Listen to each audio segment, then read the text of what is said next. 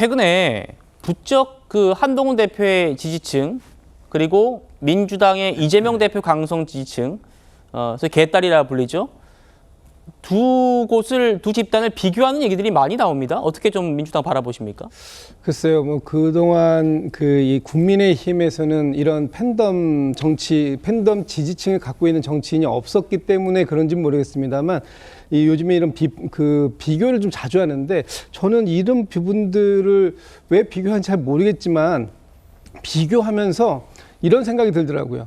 욕하면서 닮아간다라는 표현이 있는데 그런 표현들을 좀 고민해야 될 필요가 있겠다.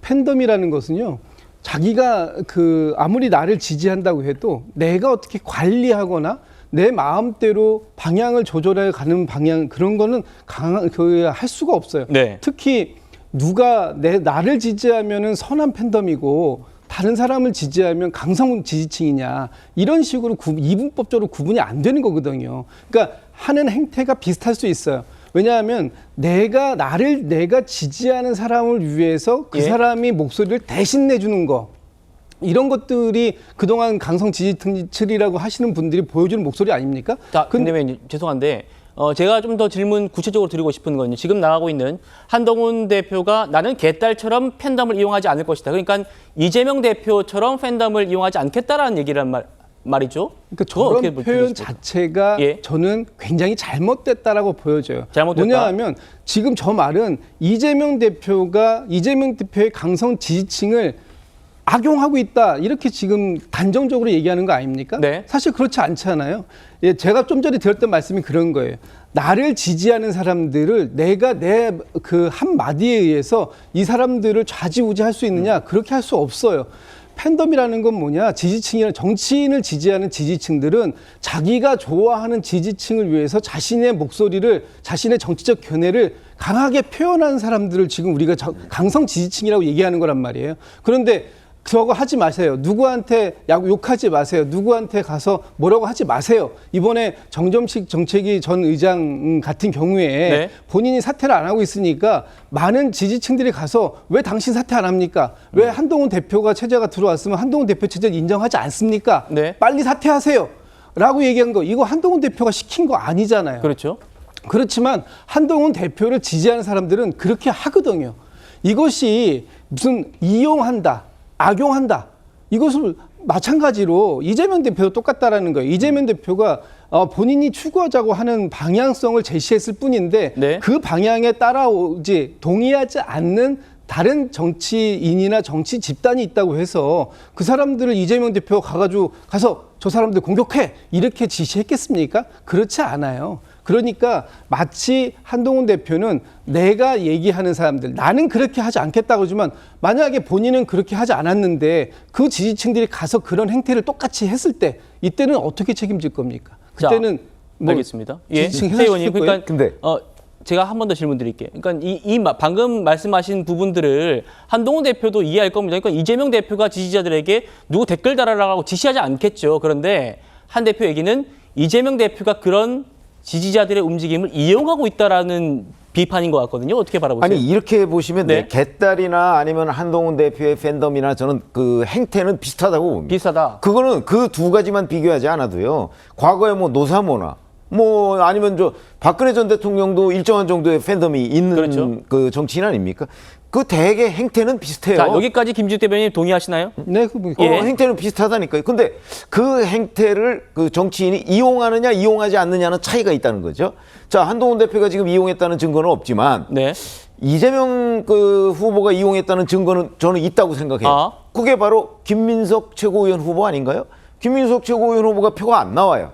그 첫 번째 주에 그 전당대회 경선에서 4위를 했어요. 그러니까 김민석 후보를 맨 처음에 본인의 잼카라는 데 태워서 아니 왜 이렇게 표가 안 나오느냐 하는 거를 방송을 했어요.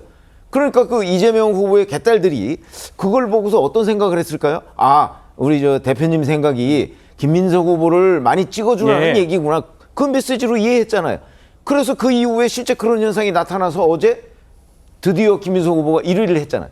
그걸 보면 저는 그거에 이용한 증거라고 봅니다. 알겠습니다. 자, 김지욱 대변인께 한 번 더 드릴게요. 방금 말씀대로 돌이켜보면 한동훈 대표 측은 박정훈 후보가 전당대회에서 떨어졌잖아요. 근데 지금 김민석 후보를 지지해달라는 이재명 대표에게 1등으로 올라갔습니다. 이게 이용한 증거다라는 얘기입니다. 어떻게 반론 주시겠어요? 지금 이렇게 말씀하시면 그동안 그 국민의힘의 전당대회에서 팀 한동훈을 외친 사람들, 그분들이 사실 이번 전당대회를 통해서 처음 데뷔하신 분들이 많아요. 특히 이번에 최고위원들 중에서 수석이 되신 장동혁 최고야. 지난번에 사실 장동혁 최고도 이번에 재선이지만 0.5선 하시고 재선되신 분입니다. 그리고 청년 최고위원으로 나오셨던 진종호 최고위원이나 지금 같이 팀 한동훈을 외쳤는데 그분들 중에 사실은 지금 박정훈 의원도 사실 점수 많이 받았어요. 득표 많이 했어요. 다만 김민전 의원보다 더 받았지만 김민전 최고위원은 여성 승계 조항이 있기 때문에 승진 조항이 있기 때문에 그 조항 때문에 되지 않았다면 아마 박정훈 의원도 초선이지만 됐을 거예요. 최고위원이. 그러니까 이거를 누구를 찍어라라고 얘기했으니까 지금 김민석 최고위원이 갑자기 후보가 올라가는 거 아니냐?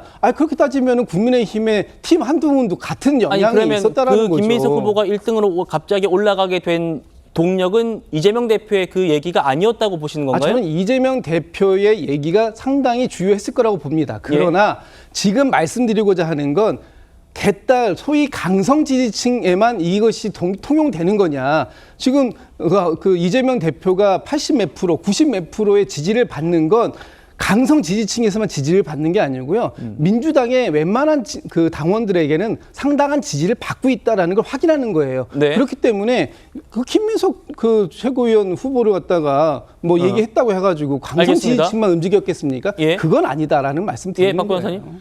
그러니까 개딸을 이용했다라고 하는 측면은 그런 측면보다는 이제 민주당이 이번 전당대회 이전 때도 그렇고 이전에 공천에도 그렇고 개딸들의 영향력이 높아지도록 룰을 계속 바꿨어요. 그러한 부분들에 대한 이야기를 좀 해야 되지 않을까 싶습니다. 알겠습니다.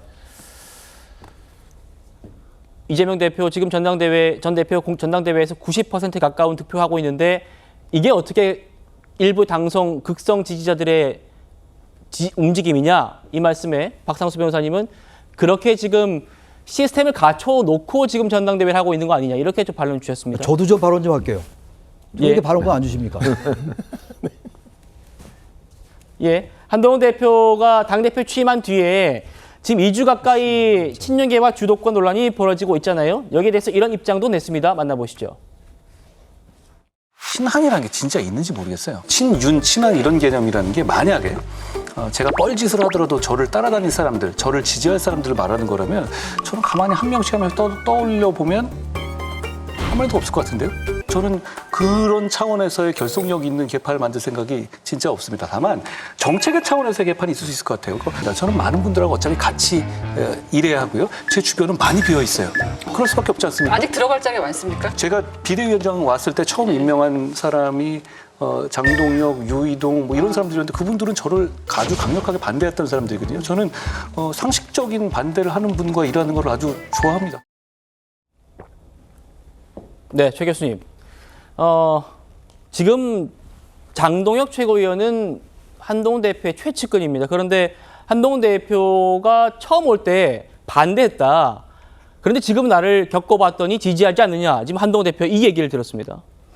이제 개딸 얘기들 많이 하셨는데 저는 아직 한동훈 대표의 이 강성 지지층은 개혁의 딸들이라는 정도까지 아직 안 간 것 같아요. 네. 그러니까 정치라는 게 아까 다들 말씀하셨습니다만 현실도 중요합니다만 인식입니다. 인식.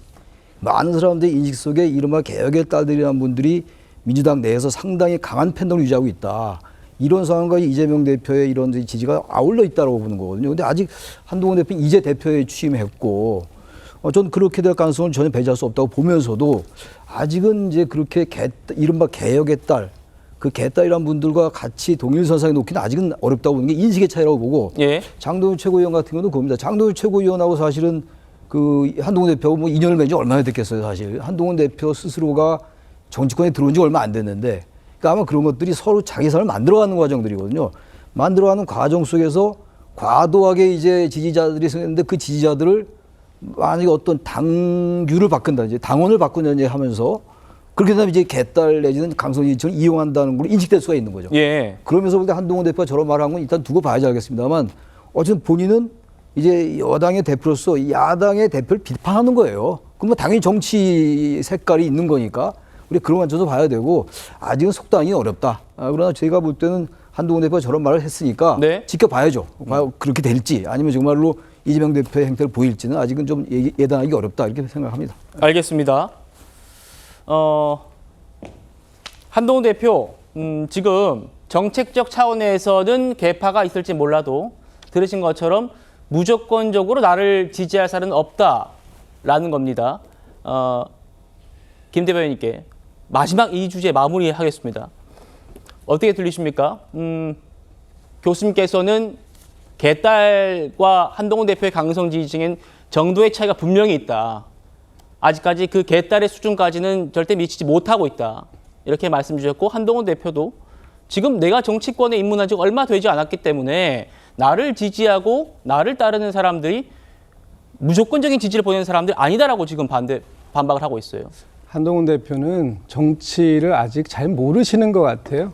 정치는 현실입니다. 현실 세계에서는요, 이 숫자가 중요하고 개파라는 것이 괜히 만들어지는 게 아니거든요. 어떤 세력 대 세력의 싸움이 정치인데 그 정치를 세력 없이 하겠다. 뜻은 아주 좋습니다. 저는 이 뜻이 계속적으로 좀 유지가 되셨으면 좋겠다 그러는데 아마 한동훈 대표가 지금 이 당내의 이 상황들을 정리하는 과정 속에나 또는 앞으로 더 큰 꿈을 꾸어가는 과정 속에서 지금의 이 초심이 계속해서 유지가 되는지 저는 좀 지켜볼 대목이다라고 말씀드리고 싶습니다. 알겠습니다.